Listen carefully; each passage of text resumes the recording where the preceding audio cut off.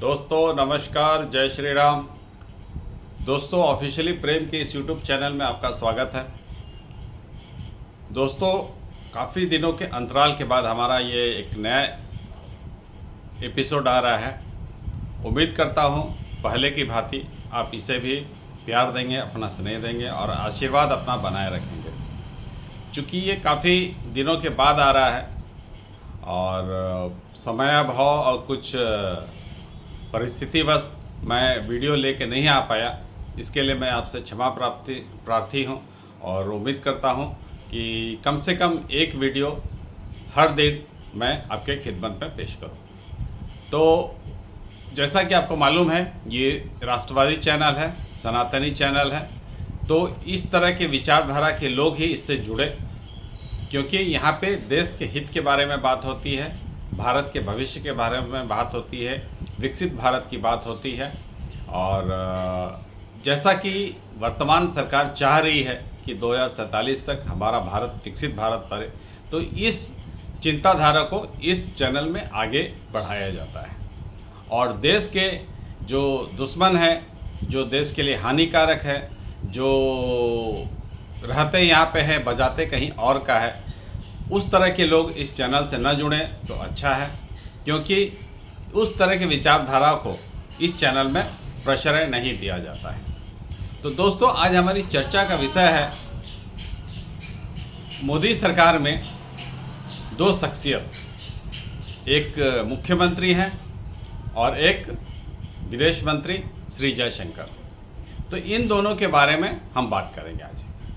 इन दोनों का विज़न भारत के प्रति, इनका जो आइडिया है, दिमाग, भारत कैसे विकसित होगा और क्या होने से हमारी आगे आने वाली पीढ़ी सुरक्षित रहेगी, जिनका भविष्य सुरक्षित रहेगा और जो भारत पे गर्व कर सके, इस तरह की आने वाली पीढ़ी हमारी बने।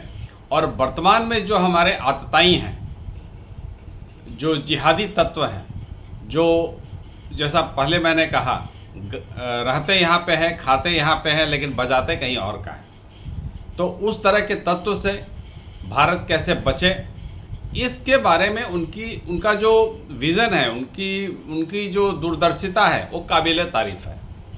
कुछ मामलों में तो ये इन दो शख्सियत के बारे में जिसके बारे में बात करने जा रहा हूँ, इनकी दूरदर्शिता मुझे प्रधानमंत्री मोदी की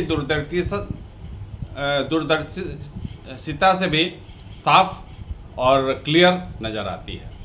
मोदी जी 2024 में चुनाव में सीटों की संख्या कम होने के बाद थोड़ा अभी कन्फ्यूजिया गए, उनको समझ में नहीं आ रहा है क्या करना है, और उनका विज़न थोड़ा अभी वो हर चीज़ को वोट बैंक की राजनीति से भी देख रहे हैं।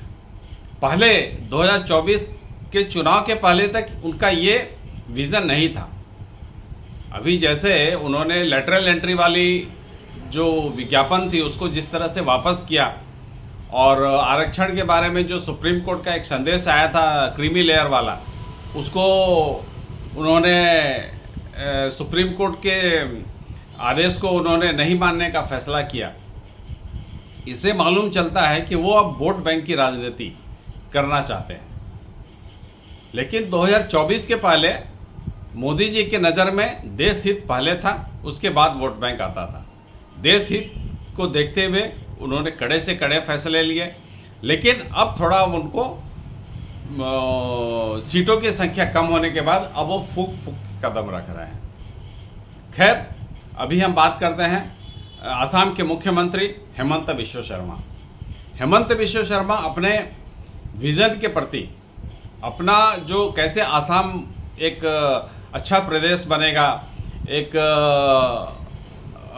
हिंदू बहुल प्रदेश ही बन के रहेगा, वो आने वाले खतरे को देख रहे हैं। जैसा कि उन्होंने कुछ पिछले दिनों अपने बयान में कहा कि यहाँ पे 2040 तक मुसलमानों की संख्या हिंदुओं की संख्या से बड़ी हो जाएगी। तो जिससे बचने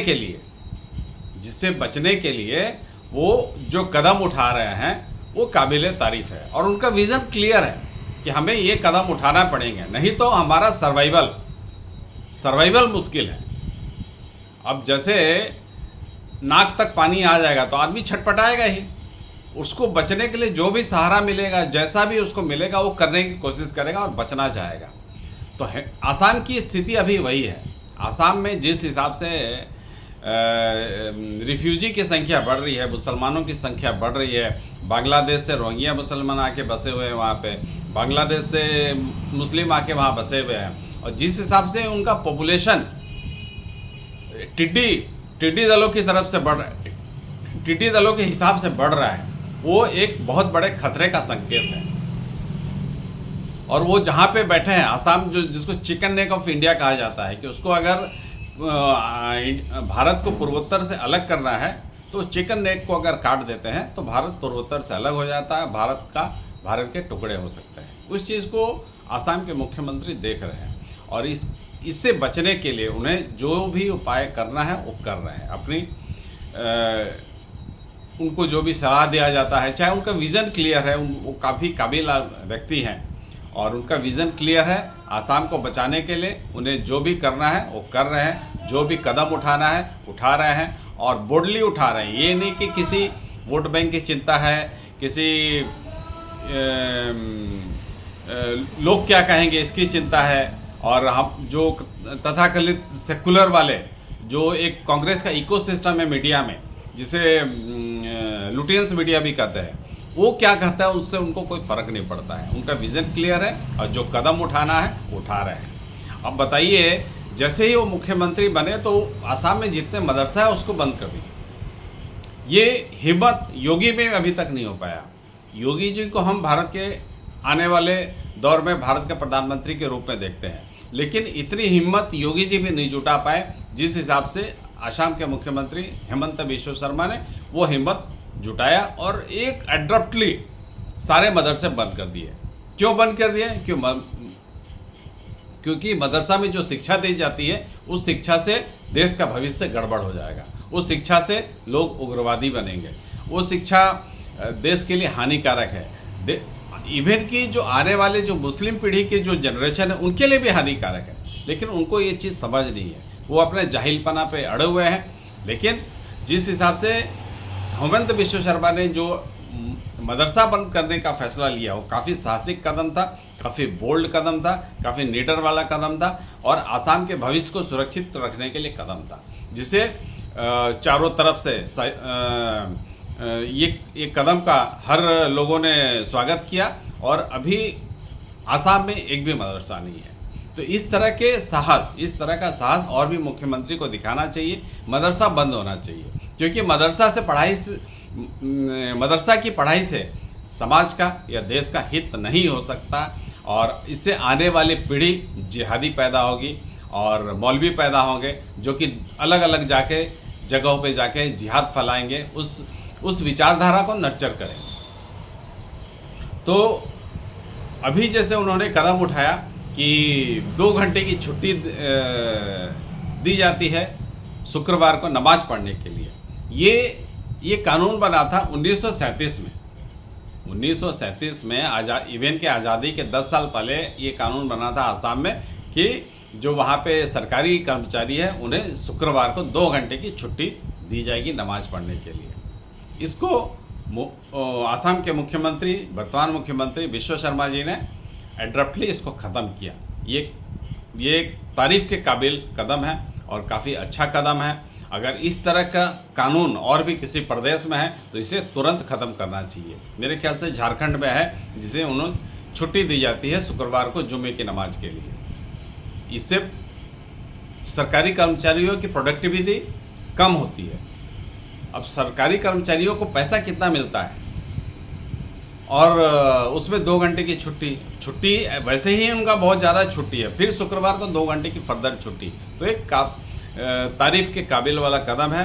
और हेमंत बिश्व शर्मा अभी जैसे बहु विवाह पर रोक लगा रहे हैं, वहाँ जो मुस्लिम बच्चियों का शादी का उम्र, हिंदू बच्चियों का शादी का उम्र एक है और मुस्लिम बच्चियों का शादी का उम्र अलग है, तो इसको भी रोक के उन्होंने एक कानून कर दिया है कि मुस्लिम बच्चियों का जो शादी का उम्र रहेगा, हिंदू बच्चियों का भी शादी का उम्र वही रहेगा। तो जिस तरह से वो एक एक करके कदम उठा रहे हैं जिससे मुस्लिम समाज उनसे काफ़ी नाराज़ है वो बोल रहे हैं कि जहर फैला रहे हैं, लेकिन ये जहर फैलाना नहीं है, ये देश का भविष्य कैसे सुरक्षित हाथों में आने वाले सालों में जाए, इसके तरफ बढ़ता हुआ है एक हेमंत बिश्व शर्मा का एक साहसिक कदम है, और जिसे इतने सालों तक कोई नहीं उठा सका, और हेमंत बिश्व शर्मा इस कदम को उठा रहे हैं और आसाम को प्रगति की तरफ लेके जा रहे हो, और एक नए आसाम की जो आने वाली पीढ़ी, उनका भविष्य किस हिसाब से सुरक्षित रहे, सुरक्षित हाथों में रहे,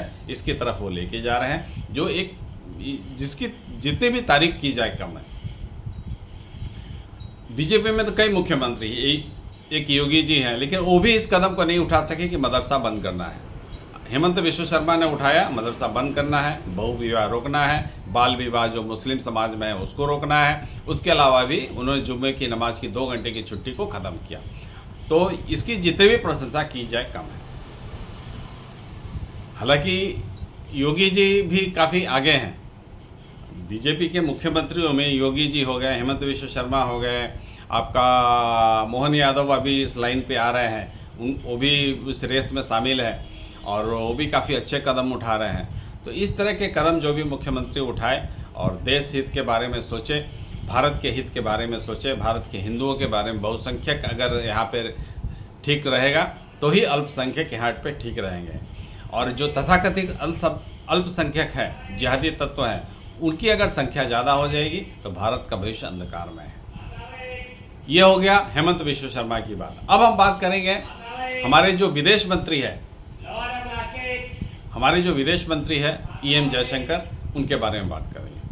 EM जयशंकर भी अपने विज़न के प्रति काफ़ी क्लियर है, और उसी हिसाब से वो स्टेटमेंट देते हैं, और उनके जो वन लाइनर उनका जो रहता है वो मीडिया में एक वायरल बन जाता है। उनका जो वन लाइनर होता है, इवन कि यूरोप में भी जाके, अमेरिका में भी जाके, फ्रांस में भी जाके, रसिया में जाके, उनका जो वन लाइनर रहता है वो एक काबिल तारीफ़ है। काफ़ी उतने साल का उनका जो डिप्लोमेटिक एक्सपीरियंस है, डिप्लोमेटिक करियर है उनका, उस हिसाब से वो जो बयान देते हैं, इसका अल्टरनेटिव कहीं नहीं मिलता है वर्तमान समय में। पिछले समय में मिलता हो सकता आने वाले समय में मिले, लेकिन वर्तमान समय में, इस समकालीन समय में इसका अल्टरनेटिव कुछ नहीं मिलता है। अभी जैसे एक सिकरी साहब है, वो भी पूर्व डिप्लोमेट है, जो कि जयशंकर से काफ़ी सीनियर है। उन्होंने एक किताब लिखी, उसके विमोचन समारोह में जयशंकर जी गए थे, हमारे विदेश मंत्री। तो पाकिस्तान के बारे में, पाकिस्तान अभी भारत से बातचीत करने के लिए काफ़ी उतावला है, और भारत से बिजनेस करने के बारे में करना चाहता है, ताकि वहाँ के लोगों को सामान जो मिले वो सस्ती दरों पे मिले। लेकिन भारत उसे पत्ता नहीं दे रहा है, भारत उसको इग्नोर कर रहा है, भारत उस पर ध्यान ही नहीं दे रहा है। जैसा कि मोदी जी ने कहा कि ये अपनी मौत खुद मर जाएंगे, इन्हें कुछ करने की दरकार नहीं, जस्ट इग्नोर दें। खाली इग्नोरिंग करने से उनकी हालत ख़राब है। और 2019 में जो व्यापार बंद किया था, इमरान खान ने बंद किया था व्यापार तो चल ही रहा था। वहाँ से यहाँ से टमाटर वगैरह जाता था, सस्ती सब्जियाँ जाती थी, लेकिन 2019 अगस्त में 370 धारा भारत ने हटाया वहाँ से। उसके कारण वहाँ पे पाकिस्तान ने बिजनेस बंद कर दिया। इमरान खान ने बोला कि नहीं, 370 लाओगे तभी हम बिजनेस करेंगे। मोदी जी बोला ठीक है, केयर नहीं करते, बंद करो बिजनेस, हमें कोई फ़र्क नहीं पड़ता है। तो फ़र्क किसको पड़ गया? फ़र्क पाकिस्तान को पड़ गया। पाकिस्तान जो 40 रुपये या 50 रुपये में टमाटर भारत से खरीदता था, अब वो कहीं से लेके आता है। भारत के टमाटर दुबई जाते हैं, दुबई से फिर वो इंपोर्ट होकर कराची आते हैं। तो वही भारत का टमाटर जो उनको 50 रुपये मिलता था, अब ये 300 रुपये में मिलता है और 400 रुपये में वहाँ बिक्री होता है। तो ये हाल हो गया। अब उनको खाने के लाले पड़े हुए हैं, वहाँ आटा नहीं है, गेहूँ नहीं है, और रोज़मर्रा में महंगाई काफ़ी है। तो इस हिसाब से पाकिस्तान की हालत ख़राब है। भारत ने बिना एक बुलेट फायर किए हुए, बिना एक गोली चलाए हुए पाकिस्तान की हालत ख़राब कर दी, उसे भिखारी बना दिया। तो दोस्तों, मैं बात कर रहा था जयशंकर के वन लाइनर के बारे में। तो जयशंकर का वन लाइनर काफ़ी फेमस है। अभी उन्होंने एक पुस्तक का विमोचन था, वहाँ पे उन्होंने वन लाइनर एक दिया, era of uninterrupted dialogue with Pakistan is over. मैंने पाकिस्तान से जो समय समय पे बात चलते रहता था, जो उनके साथ वार्ता चलते रहती थी, डायलॉग चलते रहता था, और वो डायलॉग का समय अब ख़त्म हो गया है और अभी फ़िलहाल कोई बातचीत नहीं हो सकती है। अगर पाकिस्तान आतंकवाद पे कोई कदम उठाता है तभी वो हम फिर आगे सोचेंगे क्या करना है। Every action has consequences. उन्होंने ये वाक्य भी कहा, एवरी एक्शन हैज़ कॉन्सिक्वेंसेस। मैंने कोई भी एक्शन करेंगे तो उसका उसी हिसाब से जवाब दिया जाएगा। उसका कहने का तात्पर्य यही था। और जो उन्होंने कहा, जो कि काफ़ी वायरल अभी हो रहा है, era of uninterrupted dialogue with Pakistan is over. माने पाकिस्तान का खेल अब ख़त्म होने वाला है और ख़त्म हो गया है, भिखारी तो बन गया है। अब देखते हैं पाकिस्तान कहाँ तक जाता है।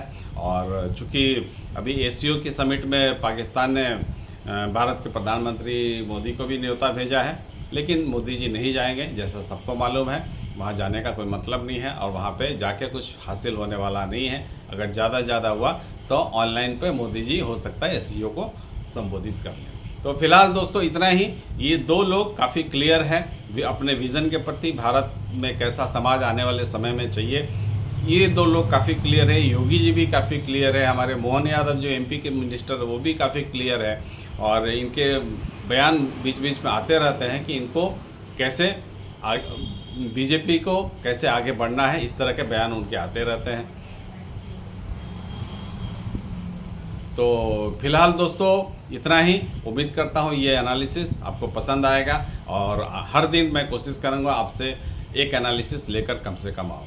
तो फिलहाल दोस्तों इतना ही। नमस्कार, जय श्री राम। अगर आपने चैनल को सब्सक्राइब नहीं किया है तो इसे सब्सक्राइब कर लें और शेयर भी करें अपने सनातन प्रेमी और देश प्रेमी बंधुओं के बीच में। जय श्री राम दोस्तों।